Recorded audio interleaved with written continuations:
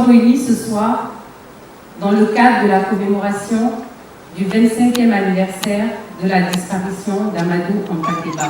La pièce que vous allez voir tient une place très importante dans l'imaginaire des Ivoiriens quand on parle de théâtre. Pour célébrer ce 25e anniversaire, eh bien, nous allons veiller autour d'un grand conte et d'un grand feu. Et ce conte, c'est la légende de Kaïdara, qui est la quête de 3 jeunes gens au pays du dieu de l'or et de la connaissance. Modjabakun. À vous soin. Comptez.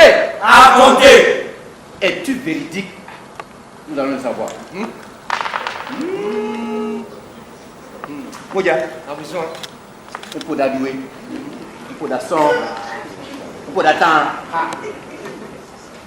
Pour les enfants qui se battent le soir au clair de lune, notre conte est une histoire fantastique. Pour les femmes qui vaquent à leurs occupations quotidiennes, notre histoire est une agréable distraction.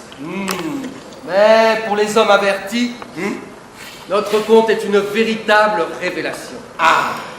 Nous sommes donc à la fois futiles, Utile et instructeurs. Pourquoi avoir choisi justement d'adapter au théâtre l'œuvre de ce grand écrivain et ethnologue malien, défenseur de la tradition orale, Amadou Hampâté-Bâ? Parce que elle est très, parmi tous les contes initiatiques, il y en a 3. Il y a Ndjedo Dewal, l'éclat de la grande étoile et Kaïdara.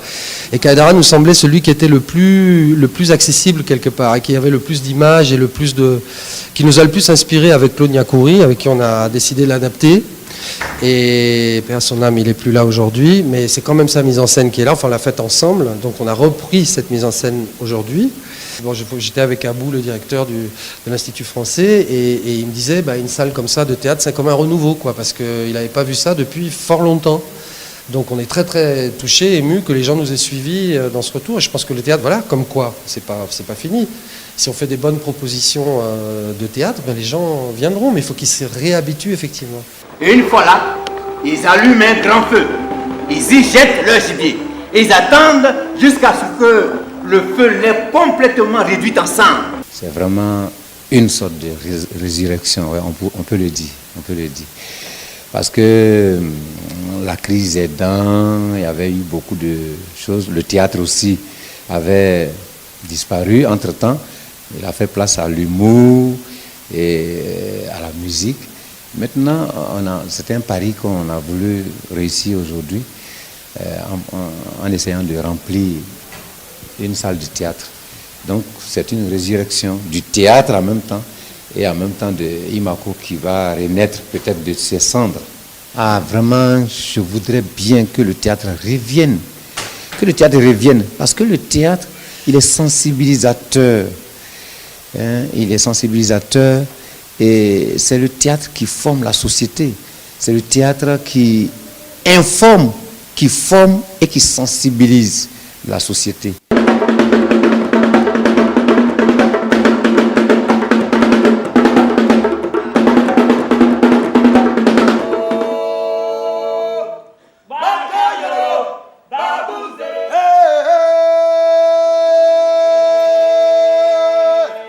Moi, c'est Missa, j'ai compris le rôle de Amadi, le sage, dans la pièce. Il faut dire que ça n'a pas été facile, mais c'était très intéressant parce qu'on a été soutenu par Luis Marquez, notre directeur artistique et notre metteur en scène. 5 semaines de travail intense, matin, midi et soir, 8h, 16h. 8h, 16h, pas de retard. Et moi, je ne suis pas danseur. Et il fallait m'adapter. Il fallait apprendre à danser. Et je dis merci à mes collègues parce qu'ils m'ont aidé. C'est des danseurs, eux. Ils m'ont apporté beaucoup. Et grâce à eux aujourd'hui et grâce à toute la famille, on a fait Kaïdara. Ça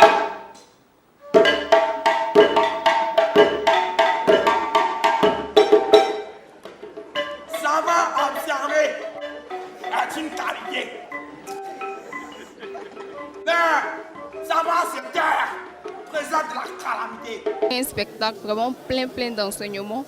Et ce soir, ça m'a vraiment forgé. Et ces 3 principes-là, je compte l'appliquer durant toute ma vie.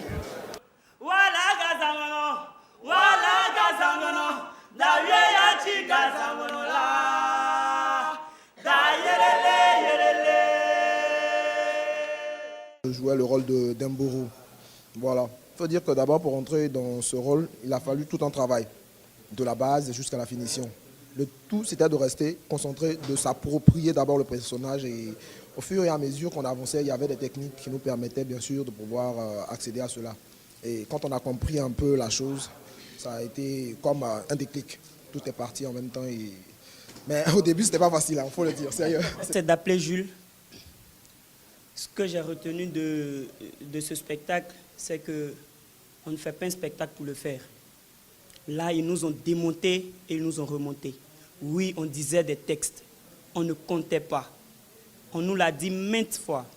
Non, faut des images. Il fallait donc incarner ces personnages-là à fond. Il fallait même leur créer une histoire qui n'était pas dans le texte pour pouvoir vraiment, franchement, chapeau aux metteurs en scène. Parce qu'ils nous ont encore fait connaître d'autres expériences du métier. Quand on est, comme on appelle ça, à la rencontre d'un conte, nous sommes à la rencontre de tout un savoir. Là, je viens encore d'apprendre beaucoup plus. Le lointain est bien proche Kaïdara. Fils d'Adam, Il y a un peu longtemps, on avait vu ces spectacles-là comme ça. Le spectacle est beaucoup enrichissant. Pour ma part, j'ai appris beaucoup de proverbes. Quand Mabdou mourait, je naissais. Donc ça fait 25 ans. Donc il n'y a pas de coïncidence. Voilà. Qu'est-ce qui vous a marqué particulièrement dans ce spectacle?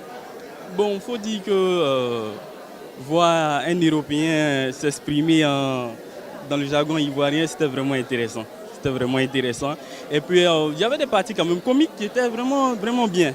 Je ne voyais pas les théâtres comme ça, mais c'était vraiment bien. Regardez ta pirogue là, nous on va traverser à pied. Moro, ça c'est une loi que nos vieux pères mettaient ici, hein. Si tu veux dribbler ça, Hi, my name is Sarah Tuke. I came here with my aunt and I really enjoyed the show. We were both just speaking about how it's sort of intellectual. It's not just there to entertain, but it teaches a bit of a deeper meaning behind it. And she even told me about how the writer is a writer that she used to study in school. So it's just passing on of knowledge from an older generation to a younger. I really appreciated it. Je suis Roukiatou Ampateba, directrice de la Fondation Amadou Ampateba. Cette cérémonie de ce soir marque la clôture de l'hommage fait à Amadou Ampateba sous différentes formes d'expression artistique. Nous avons eu une conférence, une belle chorégraphie de Marie-Rose Guiraud à travers un poème déclamé et dansé. Et nous avons aussi eu des enfants qui ont fait la réécriture des contes d'Amadou Ampateba en la transposant dans un contexte d'actualité. Donc c'est important pour nous que les enfants puissent s'approprier pour que la relève soit assurée. Et l'apothéose, comme vous venez de voir, c'est l'adaptation théâtrale d'une œuvre majeure, Kaïdara, qui est en fait un conte didactique. Comme on l'a dit, c'était des moyens de transmission de valeurs issues de la civilisation africaine. Les trois néophytes qui vont à la recherche de l'or qui symbolise la connaissance. Ils vont avoir différentes épreuves et ceux qui réussiront avec leur intelligence, l'amour de la connaissance, à franchir les différents obstacles, en sortiront victorieux.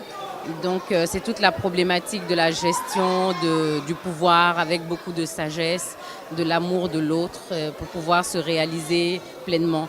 Donc c'est dire qu'on a des ressources essentielles dans notre tradition et il faut qu'on les réinterroge et se les approprier afin de mieux vivre, se réafricaniser sans s'enfermer sur soi-même, être ouvert aux autres, mais déjà permettre que notre terre puisse nous nourrir.